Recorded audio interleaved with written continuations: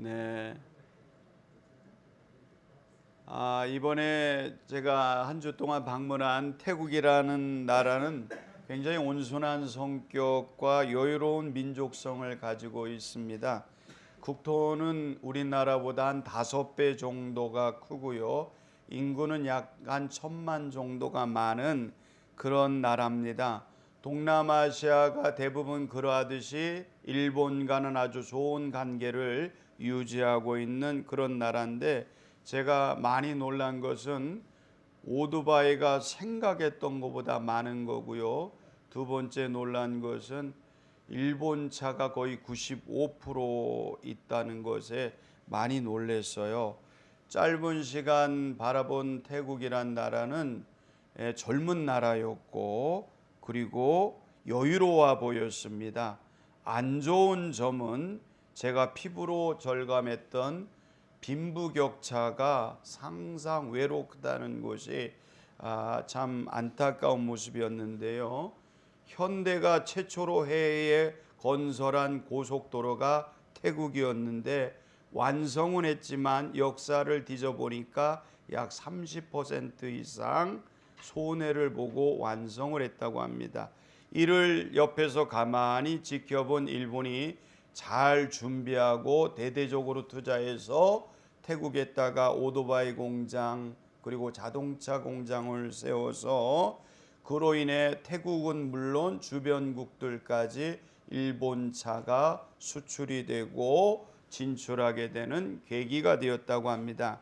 그러나 워낙 기후 조건과 기름진 땅을 가지고 있다 보니 우리나라보다도 훨씬 더 경제 성장률이 높은 지역이었지만, 많은 것을 가지고 있지만 95% 불교 문화와 아직도 입헌 군주제를 채택하고 있고, 1932년도부터 지금까지 19번의 군사 쿠데타를 통해서 아마도 인도네시아보다도 훨씬 더 많은 영향력을 가지고 있었던 나라임에도 불구하고 지금은 그보다 약한 나라로 기록이 되어지고 있습니다.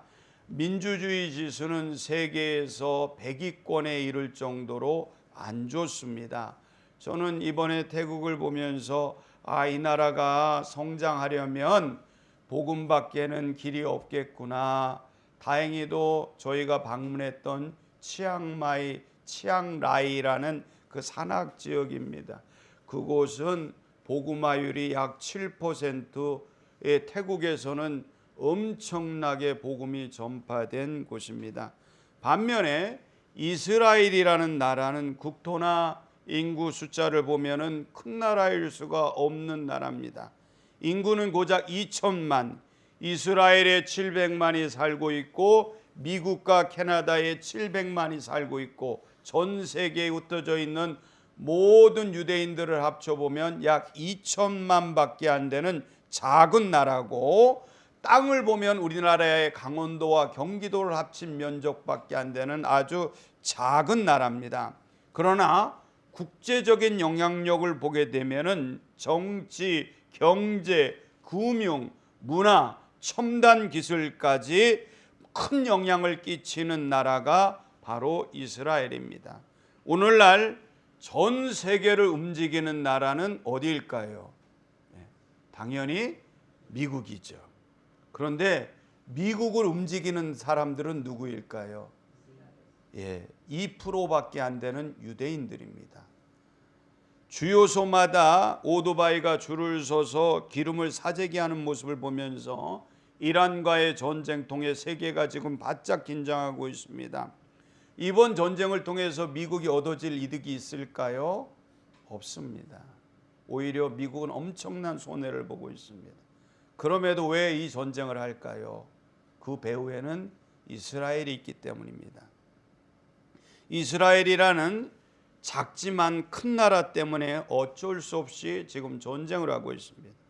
대표적인 유대계 미국인들을 한번 제가 나열해 보겠습니다.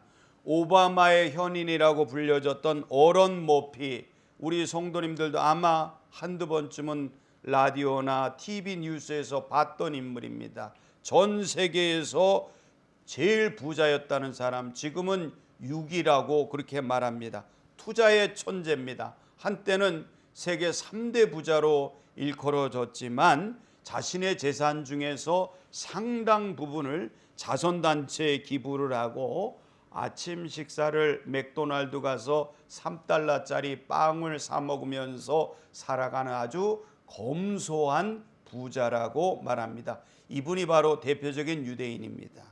두 번째로는 마이크로소프트라는 회사를 설립한 전 세계에서 가장 부자라고 불려졌던 빌 게이츠가 유대계 이스라엘 사람입니다. 한때는 세계 제일 부자로 통했습니다. 이분도 나이가 많이 들었습니다마는 이제는 사업보다는 아내와 함께 설립한 자선단체에 파트타임으로 일주일에 2, 3일 출근하는 것을 가장 즐거워한다고 합니다.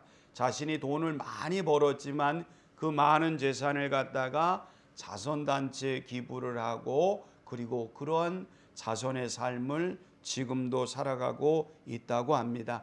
그리고 세 번째로 유명한 페이스북의 마크 저커버스라는 젊은 사람입니다. 이 사람은 현재 세계에서 두 번째 부자입니다. 젊은 사람들에게 가장 영향력을 끼치는 인물이 바로 유대계인 마크 저커버스라는 사람입니다. 그리고 우리 성도님들도 다 아시는 분인데 스티븐 스필버그 뭐 하는 사람이지요? 영화 감독입니다. 신들러 리스트라는 전 세계의 아마 절반 이상은 아마 이 영화를 봤을 텐데요. 세계가 사랑하는 영화 감독이고 이 사람은 마찬가지로 유대계 미국인입니다. 이뿐 아니라 많은 유대인들이 미국을 움직이는 가장 강력한 힘을 자랑합니다. 이러한 이스라엘을 만든 원인이 무엇일까를 한번 생각해 봤습니다. 무엇이 이렇게 작은 민족 2천만밖에 안 되고 미국에서 약 2%밖에 안 돼요. 100명에 2명밖에 안 되는 아주 작은 나라인 이스라엘이 어떻게 세계를 들었다 놨다 할까요? 그 이유를 저는 오늘 본문에서 찾아보고자 합니다. 2절을 같이 한번 읽어보겠습니다. 함께 읽습니다. 내가 너희에게 명령하는 말을 너희 하나님 여호와의 명령을 지키라. 이것을 갖다가 한마디로 말하면 토라 비전이라고 그렇게 말을 합니다. 하나님의 명령인데요. 예수님의 지상 대명은 뭡니까? 마가복음 마태복음 26장 28절에 보면 너희는 가서 모든 족속을 제자로 삼아 아버지와 아들의 이름으로 성령으로 가르쳐 지키게 하라. 그렇게 말했거든요. 예수님의 지상 대명은 끝까지 복음을 전하라는 것입니다. 하나님의 명령은 뭐였냐면 내가 너희에게 명령하는 말은 너희는 뭐하라고 그랬습니까? 가감하지 말고 내가 너희에게 내리는 너희 하나님 여호와의 명령을 어떻게 하라고요? 지키라. 여기서 제가 영어 성경을 봤습니다. 죄송합니다. Do not add라고 그랬어요. 더하지 말라는 거예요. Do not subtract. 빼지 말라는 거예요. 더하기도 하지 말고 빼지도 말고 말씀 그대로 지키라는 것이에요. 사랑하는 성도님들, 이게 바로 토라 명령이에요. 하나님의 말씀을 우리가 생각으로 집어넣지 말고 우리의 생각으로 빼지도 말고 그 명령을 지키라. 이것이 바로 이스라엘 백성들에게 내려진, 다시 말하면 하나님의 백성들에게 내려진 명령입니다. 하나님의 말씀을 정경화하는 과정은 쉽지 않았습니다. 정경화되면서 그때도 했던 말씀이 정경화된 성경에서 더하거나 빼지를 말라고 그랬습니다.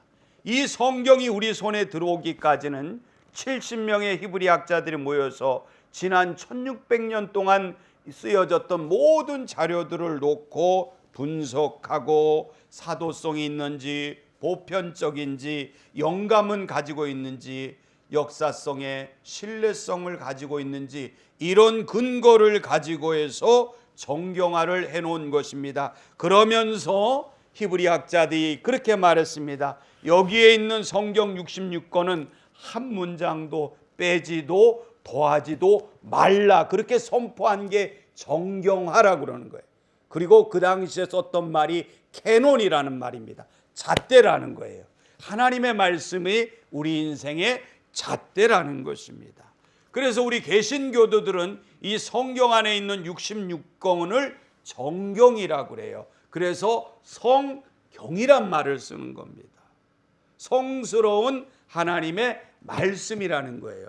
그럼 캐톨릭에서는 73권을 성서라고 얘기를 합니다.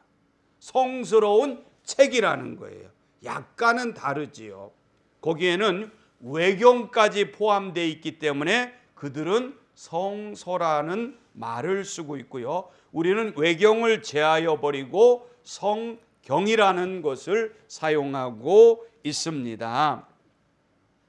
제가 아주 오래전입니다. 캐나다에서 유나이티드 처치 오브 캐나다 연합교단이라고 이렇게 표현을 합니다. 거기에 이제 안수받은 목사로 전입 시험을 치르게 되고 올데인 파스토라고 이렇게 얘기를 합니다. 안수받은 목사로 이제 그곳에서 시험을 치르게 되는데, 대학원에서 공부하는 것보다도 더 중요하게 여겨졌던 것이 자격심사였습니다. 12명의 평신도 대표들이 이루어져서 그분들이 노하면 저는 목사 안수받은 회원이 못 되는 거예요. 그런 과정을 치르게 되는데, 당시 오래전에 캐나다의 동성애 문제가 막 심각해질 때였습니다. 아직 법제화되지 않을 당시에 제가 자격심사를 들어갔는데, 저한테 이러저런 얘기를 하다가 너는 동성애에 대해서 어떻게 생각하냐고 그 중에 한 분이 물었어요. 당시 제가 기억하기로 중학교 선생님이었던 것으로 기억하는데, 서양에서는 엘더라고 부릅니다. 장로님을 엘더라고 표현을 해요.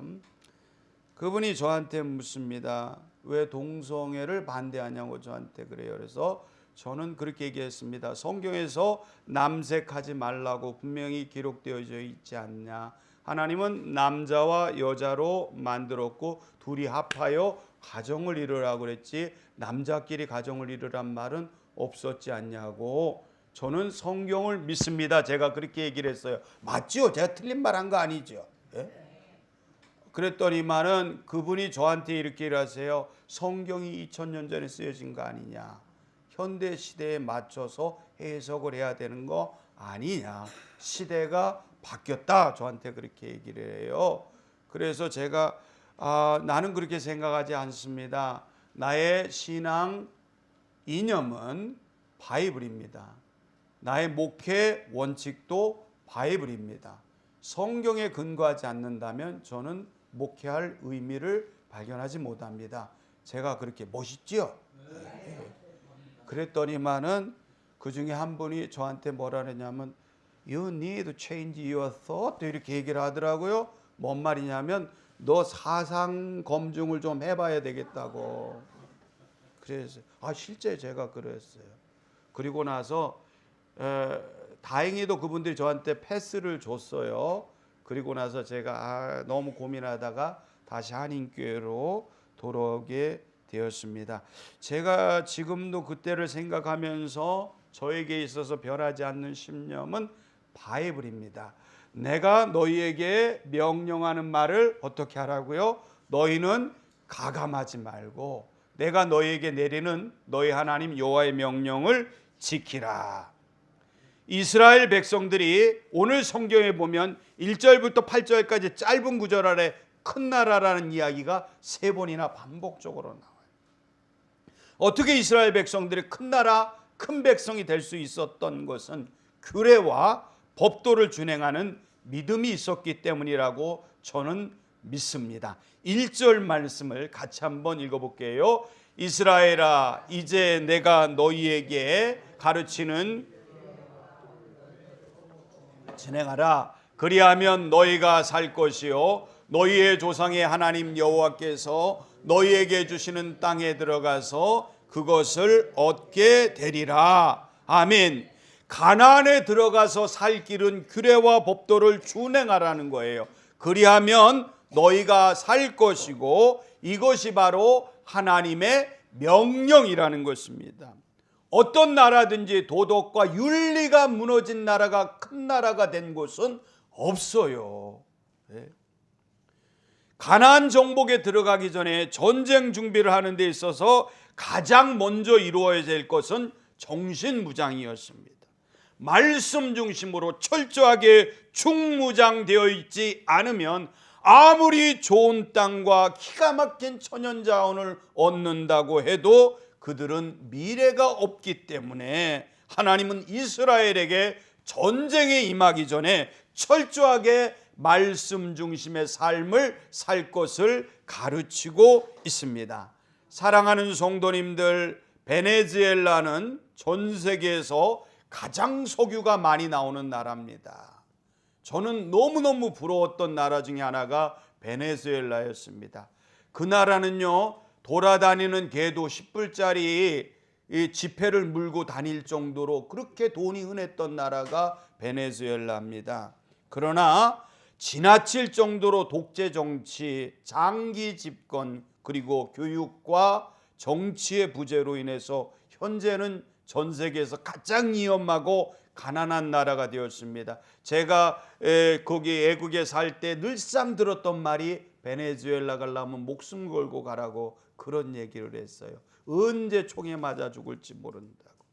불행히도 미국에 완전히 종속이 되고 말았습니다. 반면에 우리나라를 한번 보십시오. 1950년대 총한자로 만들지 못했던 우리 대한민국, 3천만 불교 국가인 우리나라에 복음 들고 들어온 선교사님들의 순교의 정신을 근간으로 형성된 우리나라는 1,000만 기독인을 자랑하게 되었습니다. 도시, 어촌, 산골 어디서든지 십자가가 세워졌고 전 세계에서 가장 복음화율이 높은 나라 중에 하나가 되었습니다. 그러니 우리 한반도는 나라와 인구는 작은 나라예요. 그러나 전 세계에서 코리아 하면 이제는 누구도 무시 못할 큰 나라, 큰 민족이 된 것을 믿으시기를 바랍니다. 그래서 전 세계 보세요. K-컬처, 그래, K-국방, 그리고 K-푸드, 이제는 K-산, 미국하고 이제는 맞닿잖아요. 예전에는 상상을 못했던 일에 마스카란 말을 우리가 어떻게 했어요. 예전에는 그런 말을 했다가는 한 대 줘 맞았지요. 근데 이만큼 우리나라가 큰 민족, 큰 나라가 되었습니다. 무엇 때문에 이렇게 됐을까요? 태국은 우리보다도 훨씬 더 좋은 조건이었는데 왜 그 나라는 지금도 죄송합니다. 그 모양 그 꼴이고 우리나라는 전 세계가 부러워하는 그런 나라가 됐을까요? 저는요, 분명히 성경을 보면서 제 믿음으로 고백합니다. 우리 선조들의 눈물 어린 기도와 말씀 중심으로 철저하게 신앙생활했던 우리 믿음의 선배들의 은혜로 말미암았다고 저는 감히 말씀드릴 수 있습니다. 우리 한반도는 정말 좋은 나라입니다. 그러나 미래는 점점 어두워져 가고 있습니다. 젊은이들이 하나님을 떠나고 있고요. 어른들도 신앙교육의 중요성을 중요시 여기지 않습니다. 대표적인 기독교 국가인 미국과 캐나다, 영국, 독일, 프랑스 같은 절대 기독교 국가들이었거든요. 절대 기독교 국가들이 하나둘 무너지기 시작해서 프랑스는 완전히 무슬림에게 무너졌습니다. 기독교 건국 이념을 가지고 세워진 미국과 캐나다도 많은 부분 무너지고 있습니다. 만약에 우리 민족이 다시금 하나님의 말씀으로 중무장한다면 한국을 통해서 하나님은 위대한 나라로, 큰 나라로 발전시키실 줄로 저는 믿습니다.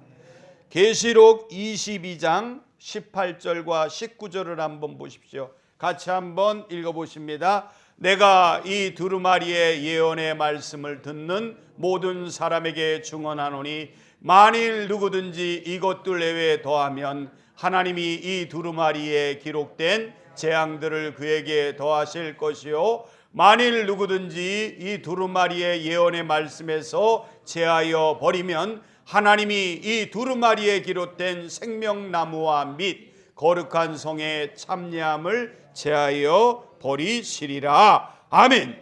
하나님의 말씀을 지키지 않고 자기 멋대로 살아가면 하나님의 생명책에서 우리의 이름도 제거해 버리겠다고 그렇게 말씀하고 있습니다.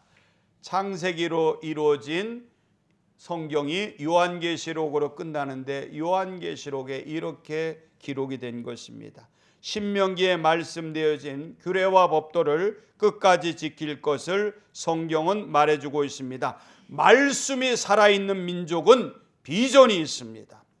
그 결과 하나님의 거룩한 생명책에 기록이 될 것이고 거룩한 성, 천국 백성이 될 것을 성경은 말하고 있습니다. 그러나 말씀이 사라진 민족은 비전이 없어요. 사랑하는 성도님들, 말씀 중심으로 신앙생활 하시기를 바랍니다. 말씀 중심의 신앙생활이 눈에 보이지는 않지만 자손 대대로의 축복으로 다가온다는 사실을 믿으시기 바랍니다. 저는 물론 어려움 당하는 분들도 봤습니다만 그러나 대부분 제가 만난 많은 신앙 좋은 믿음의 선배들은 자손의 복을 받은 것을 저는 봤습니다. 사랑하는 성도님들, 눈에 보이지는 않지만 하나님의 말씀 중심의 생활이 자손 대대로의 축복으로 연결된다는 이 사실을 믿음으로 고백하시기를 바랍니다. 두 번째로는 하나님께부터 떠나지 마십시다라는 그런 내용입니다. 4절을 한번 보시겠습니다. 함께 읽습니다. 오직 너희 하나님 여호와께 붙어 떠나지 않는 너희는 오늘날까지 다 생존하였느니라. 아멘. 지식으로만 간직하는 것이 아니라 말씀의 주인 되신 하나님을 인격적으로 받아들이고 그 말씀을 중심으로 신앙생활하는 것을 말합니다. 어려움과 환난이 다가올 때에도 말씀 중심으로 살아야 되는데 눈에 보이는 형상에 마음 빼앗기지 말라는 것입니다. 하나님의 말씀을 신실하게 믿고 의지하는 민족은 다 생존하게 되는 줄로 믿습니다. 요즘은 우리 한국 사회가 만모니즘에 사로잡혀 있다 보니까 이런 이야기들을 하게 돼요. 뭔 얘기를 하냐? 요즘 젊은 사람들의 최고의 로망은 뭔지 아세요? 한국에 사는 젊은이들의 최고의 로망은 뭘까요? 건물주가 되는 게 꿈이라고 그래요. 왜냐하면 건물주가 얼마나 대단하냐면 세상을 통치하는 사람이 누구라고 그래요? 조물주라고 이렇게 표현하죠. 그럼 조물주 위에 건물주라고 이렇게 얘기를 한다. 그만큼 이 건물에 대한 이 물질에 대한 그런 어찌 보면 우상처럼 다가가고 있는데요.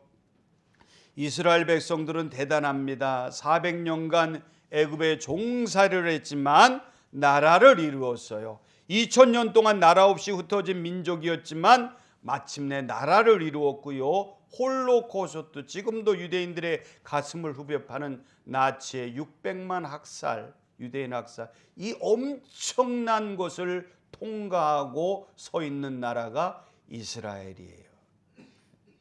어떻게 하면 그들이 그 험난한 여정 2000년 세월 동안 나라 없이 흩어져 살면서도 그들이 어떻게 이렇게 영향력 있는 민족으로 서갈까요? 하나님의 말씀을 신실하게 믿고 의지하는 민족은 결코 망하지 않는다는 사실을 우리는 이스라엘을 통해서 깨닫게 됩니다.